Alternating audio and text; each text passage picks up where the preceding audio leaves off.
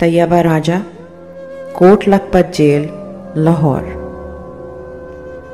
दोस्तों को भी मिले दर्द की नेमत या रब, सिर्फ मेरा ही भला हो मुझे मंजूर नहीं।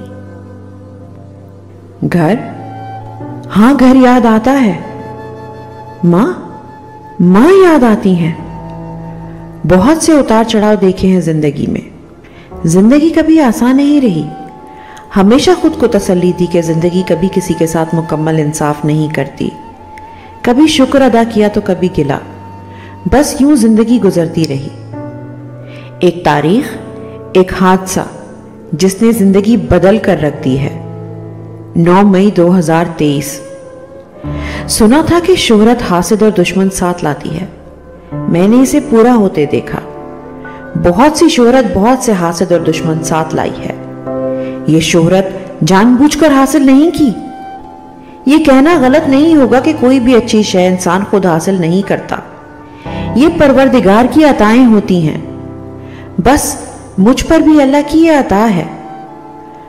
अगर कोई ये कहे कि 9 मई हादसा जानबूझकर या किसी के कहने पर किया गया, तो उसकी अकल पर सिर्फ मातम किया जा सकता है। अल्लाह उन सबको सच और सही देखने की तौफीक अता करे। अल्लाह ने चाहा तो वक्त बदलेगा, सब बदलेगा। बहुत दुआ है, बहुत उम्मीद है। अंधेरा जितना भी गहरा हो, रोशनी जरूर होगी।